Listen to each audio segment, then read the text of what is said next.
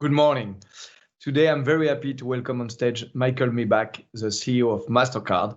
Last time I saw him was in Paris Fintech Forum 2020 last January, must say 2 January back, in fact.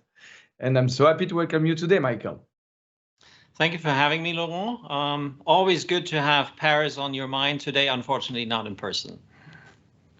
First question, Michael. After, I think, 15 months since we last shook hands, how are you?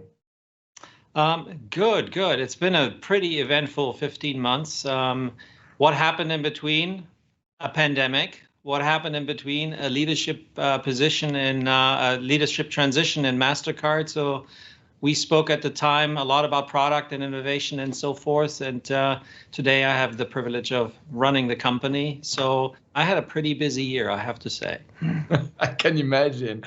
Today we're trying to navigate between different subjects. One of them, of course, innovation on product. It was a big subject for you at the time when you came, and I'm sure it's still. We'll discuss, of course, also on blockchain and crypto, as you made. How could we not? Huh? And today you must know that we have this morning a full morning on payment, and this afternoon a big afternoon on digital assets and crypto. So we'll be very happy to have your insights.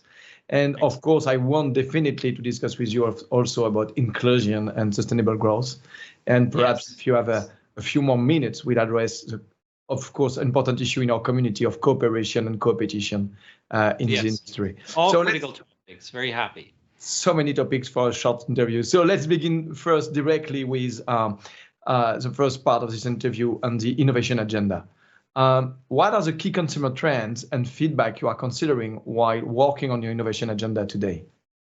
Yeah, when innovation is always important, but if I just look back over at the last 12 months, it is, we had to innovate. Necessity was the mother of innovation in the last 12 months because we were all kind of locked up at home and we needed to change things on the dime and all of that. And I think, across the fintech community, the payment community, that was done reasonably well. I think we kept the world going. So that was good. Companies doubled down on innovation, and I think that's fantastic. But I think we should also recognize that that was a reaction. It was a reaction to the necessity. I think as we look ahead, and that's what I see in a lot of conversation with our partners in the fintech community, with our banking partners and so forth, is we have to really understand what has structurally changed. What do businesses and consumers really want? Vis-a-vis, we just kept them going over the last year. So that's kind of how the conversation is changing. And some of the big trends from a payment perspective is, of course, there is a more positive attitude towards digital forms of payment that is sticking. We see the rise of e-commerce somewhere between 60 and 90%, depending on which country you pick. And we believe at least a third of that is going to stick in average. So it's going to be a more digital economy. So that's fantastic. Even my home country is showing a rise in contactless and digital and so forth. So even the hardest lovers of cash are finding that digital might actually be the better solution. So that's number one. There's a few other trends along the lines of the increased importance of privacy. Trust in technology is something that people are looking for, and we need to play to that. The rise of B2B and solutions around the B2B space is another big one. The interest of government in payment as critical infrastructure of a country that powers an economy is something that we now see and feel every day. Stimulus packages are trying to be pushed out. You try to do this with a check, it's really hard. So all of that is going on, and I think the majority of these trends are going to stick. Could you tell us more on the conclusion of those trends and feedbacks or MasterCard strategic innovation we could expect in the coming years? It's an unprecedented pandemic that we're still in. And as it has with unprecedented thing, you would assume that nobody can actually be ready for this. You cannot be prepared for it. But in an odd way, it feels like we've spent the last 5 years actually getting ready for that. Why am I saying that? Is For 50 years, MasterCard was essentially about the card in MasterCard. And about 4 or 5 years ago, we decided to be a relevant partner for our fintech partners, for our banking partners, for governments. We have to recognize there's a bunch of forms of payments out there, and we should be able to cater to all of them. So the conclusion that our strategy needs to be broader, and we need to be that one-stop shop partner for payments, played right into this time. And here, if anything, that strategy has been proven to be right, and it is now accelerating. So you used the word at the introduction about crypto. Crypto is just another form of payment. Of course, we're going to offer it because it is what people are looking for. And we have turned ourselves into a company that is a payment platform for any type of payment. We connect any payment in, any payment out, whichever way you want to pay. MasterCard is the place to go. So doubling down, driving that strategy harder, and making sure that we have all of those solutions available in every region around the world, that's the way to go. So if I listen to you, the plan was already there. The pandemic has just been a big acceleration. It makes us look really wise in hindsight, but I wouldn't frame it quite that way. But in essence, that is true. Perhaps on the bad side or wrong side, is there something which you think could have been different in your plan? You wish you could have done without this pandemic?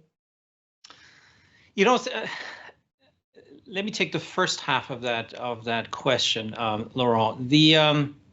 For years, we have focused on small business and said, here is a sector that is generally the backbone of the economies of most economies around the world. It's not overly well served. Access to capital is a challenge and all that.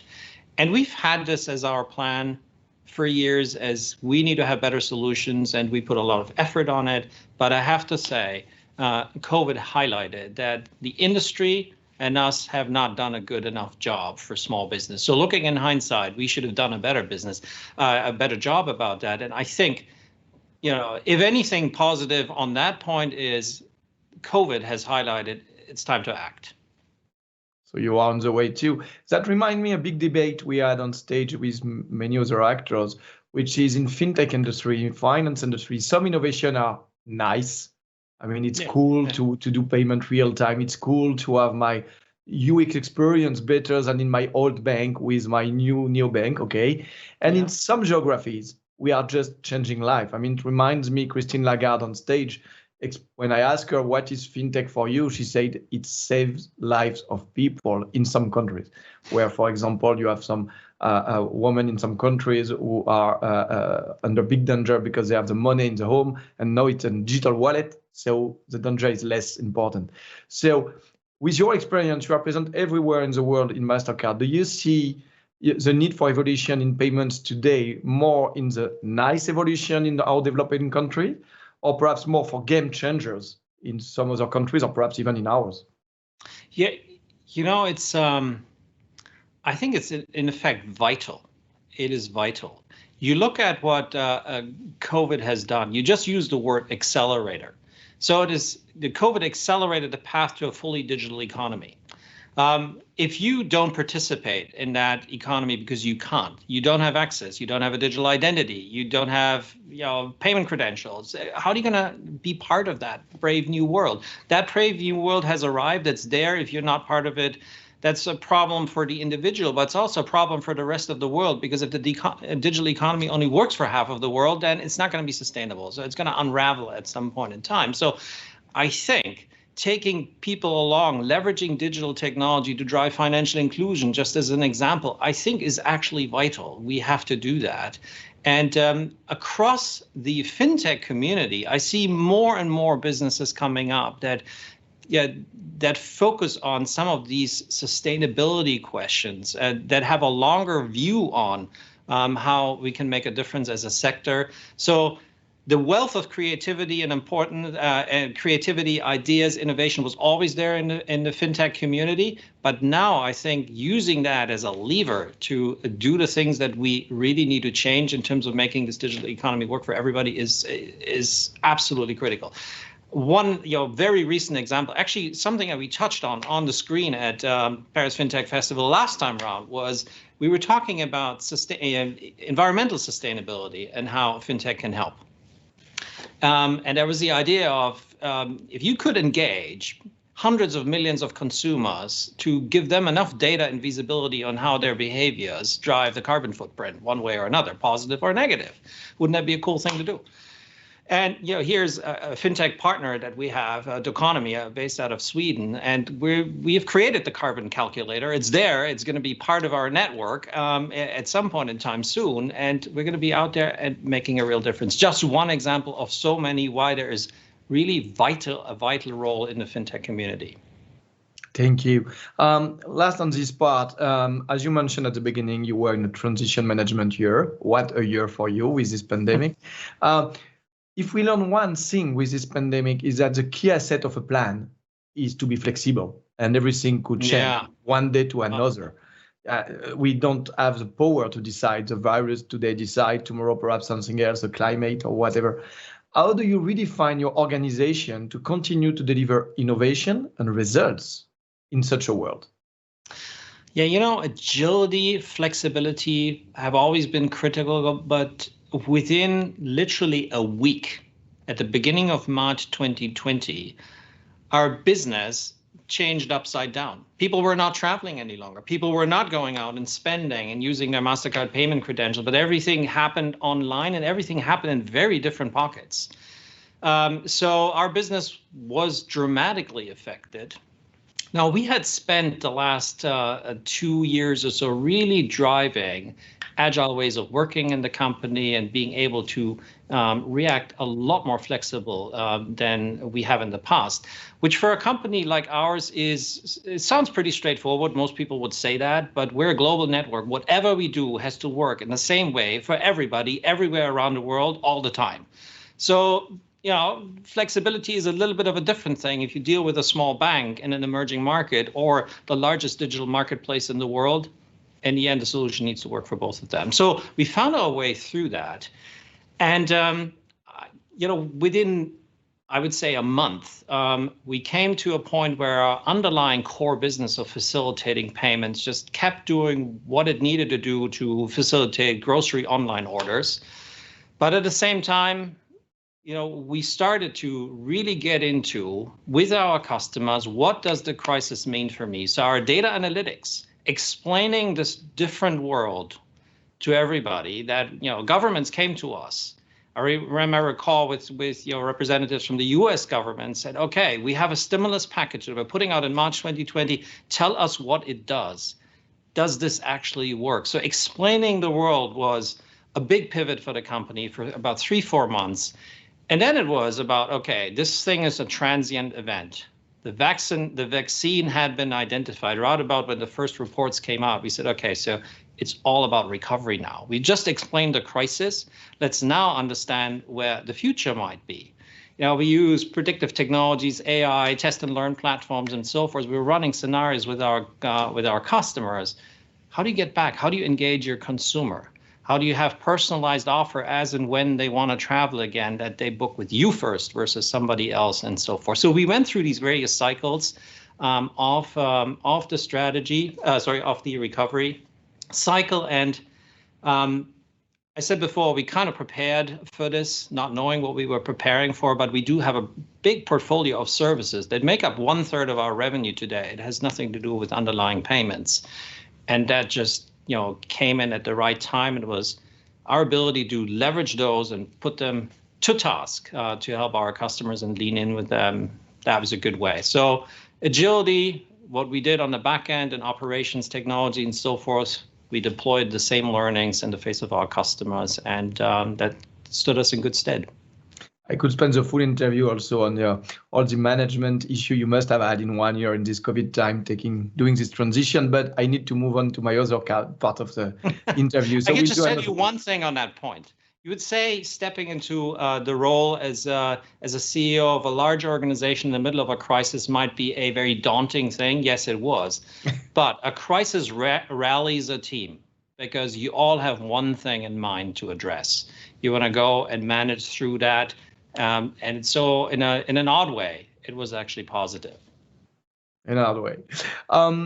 Let's move on to the second part of the interview, more about the blockchain and crypto discussion. Yeah. So you made the headlines recently with some posts on MasterCard position regarding crypto and blockchain. Let's take a few minutes on that. Could you first detail a bit more MasterCard's plan on that subject? Yeah. So that never could be a good interview without talking about crypto. So that's great. We're doing that. Now, earlier I touched on this idea of us being a one-stop shop partner for payments. So, cryptocurrency, certainly people are thinking about using crypto for payments. So it kind of makes sense that this matters to us. It certainly matters to the community. It's a vibrant topic. I would even use the word hype around crypto. Now, for us, we've been in this space for years. So this is not anything particularly new. We have started off our work with distributed ledger technology, built our own blockchain, started to get into crypto by enabling crypto balances on, for our customers to be transferred to fiat and be used on a MasterCard. So we've done all of this. The big announcement that we did make in January was to say we will actually enable cryptocurrencies on our network as a settlement currency alongside the euro or the dollar or whatever. So we've done, we're technologically ready, and we're now in conversations to see which cryptocurrency we should enable on our network. And here, there's a lot of new emerging, exciting technologies, AI, cloud, there's crypto. I think it helps you to be pretty clear on what you're actually trying to do and whose problem you're trying to solve. So he said, why don't we just take a pretty principled approach here? If it is supposed to be for payments, then it's pretty clear. Checkmark number one, regulatory compliance. We won't do anything that where there is no regulatory approval. That's pretty obvious. But you take some of the cryptocurrencies that are out there, there is just a lot of regulatory question marks. Number two, consumer protection. If you make a payment with a crypto currency of some sort through MasterCard, and it is our brand name behind it, we guarantee safety, we guarantee, consumer protection in terms of your data privacy and so forth. So principle number two has to be satisfied. And number three, in payments, what matters is you're buying something. It's a good as a service. If stability of the payment that you're making to the person who's selling you something is in question, and it's a problem for you and the person who receives the money. So stability matters. So we had these three principles. We said, okay, so what will we enable? A central bank digital currency is, of course, regulatory compliant. And they're all stable coins. So hence stability is not a problem either. And talking to a government about consumer protection, you walk through open doors because that's what every government essentially wants to do. So we believe that central bank digital currency has a long runway. On the other end, you look at non-stable coins, private sector issued. Examples are Bitcoin. The stability question remains an open one because you have significantly fluctuating prices. Said we will not enable that at this point in time until the stability question is resolved, and the other two principles are as well. So what else are we doing in this space? There's a lot of governments out there right now that are running projects and initiatives around central bank digital currencies. The key question is, once it's there is a digital currency alongside a fiat currency in a given country. How does it work with the existing financial system? How does it work with everybody who's watching this interview right now? So what's the last mile? How do you bring utility to a consumer? You got to test this somewhere. So we created a sandbox that we work on with private sector banks, with governments, and say, come on in and test your central bank digital currency. How does the last mile into the acceptance network, for example, work? So you could actually pay in a store. For all of that, we have a bunch of IP, more blockchain IP than anybody else in the world. So it keeps us pretty busy. We're ready, we're leaning in, we're following our principles. And I think it's, we can therefore say, once this is a relevant choice, we will enable it. Back to multi-rail, one-stop shop, whatever works and satisfies our principles, we will be there. So you have a vision and strategy for the different kind of concepts like CBDC, stablecoin, because You didn't mention NFT, which seems to be the hot topic right now. Do you have any? I'm not into digital art yet. It's at least not on the business side. On the personal side, yes. So yeah, non-fungible tokens certainly. In the end, you have bearer instruments on the currency side. You have token-based currencies, and yeah, it's the same thing in the end as an NFT. So yes, we do have different concepts. So when I listen to you, I hear opportunities. Yes. Or whatever of those concepts.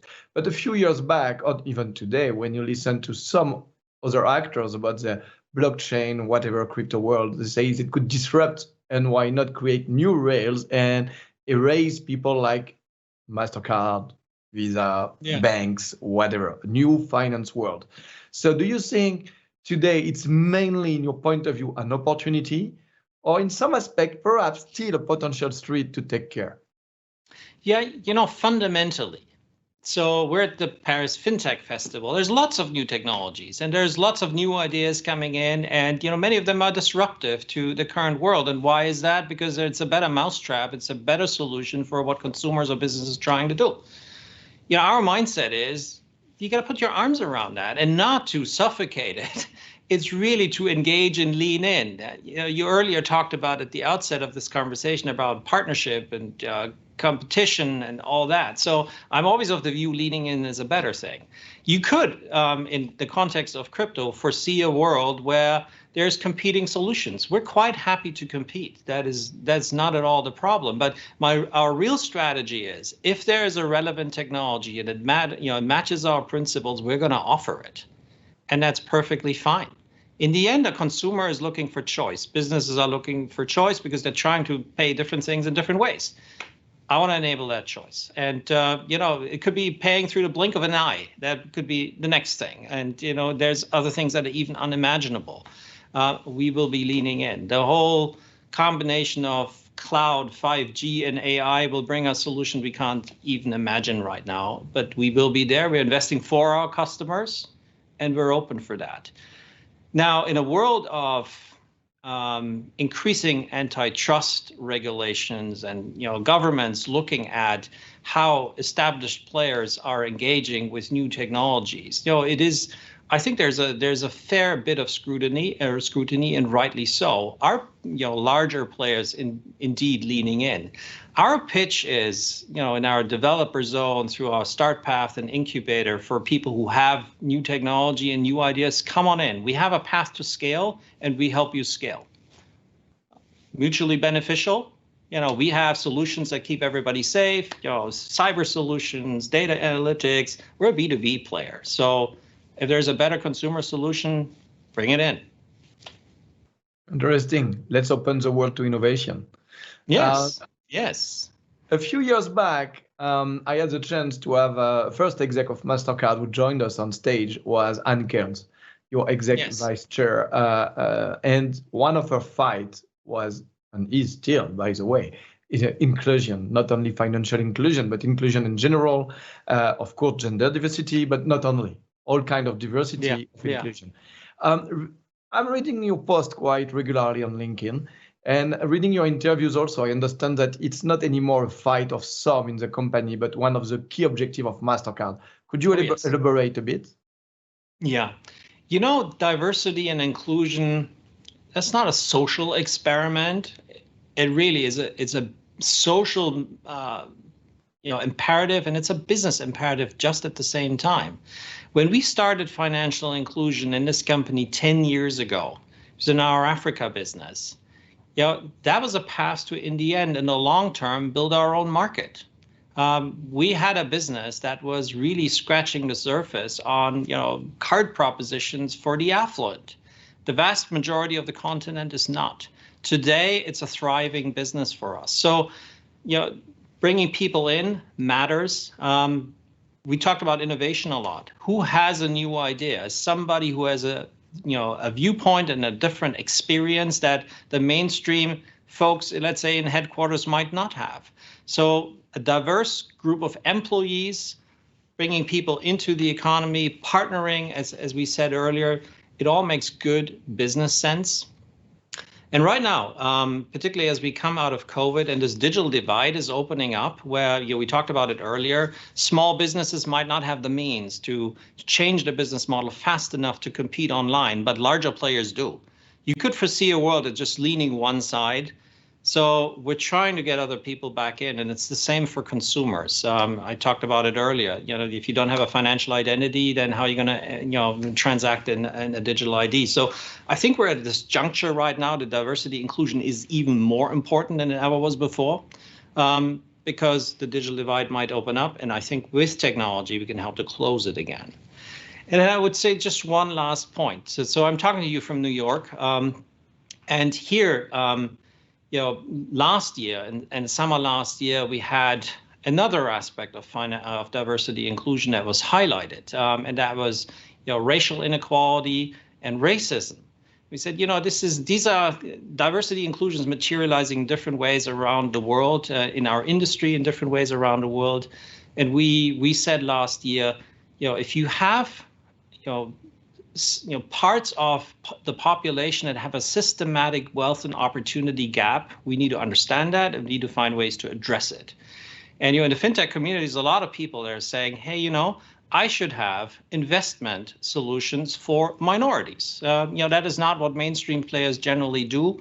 So there's a lot coming together that we find that the trip we were on for the last decade finds a lot of open ears and open minds today. So this desire to partner to address some of the more fundamental fundamental challenges of economy, of society, I think there was never a better chance to do this.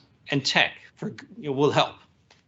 Sure. We know a bit each other. I'm sharing 300% of what you mentioned. But in the past, what I can see is that it was easy for an independent like me to speak out, take a pen and write on LinkedIn and say, I'm against racism, whatever. You are the CEO of a very big company.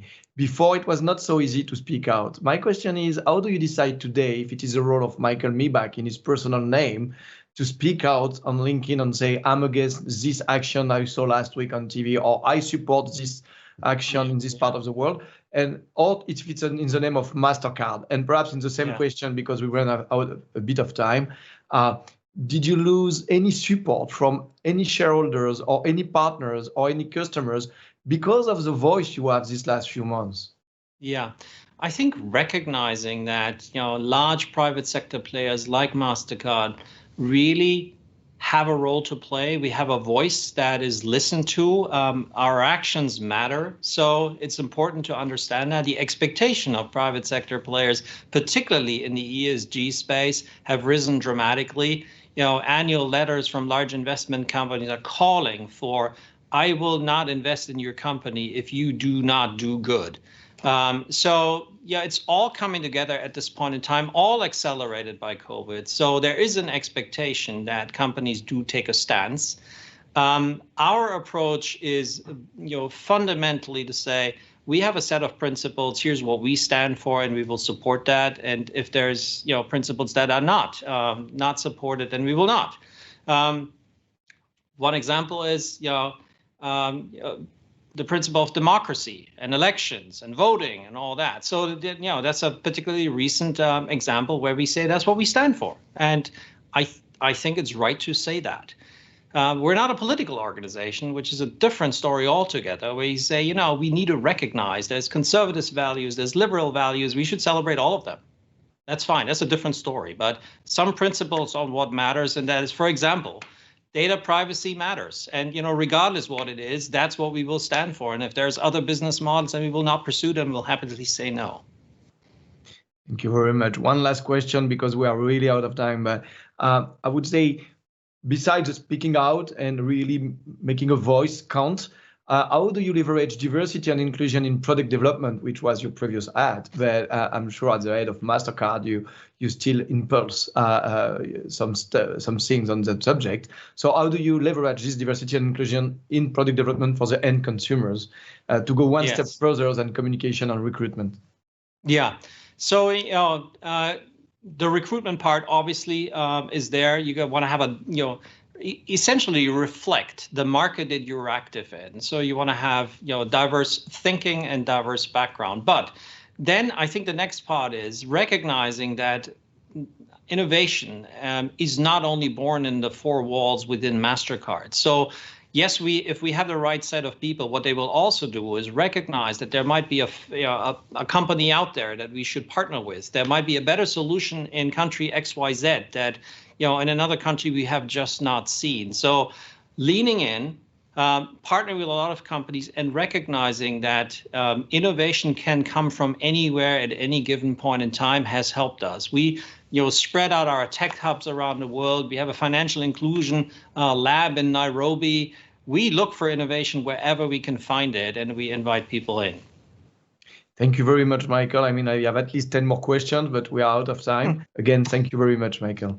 Thank you, et bientôt.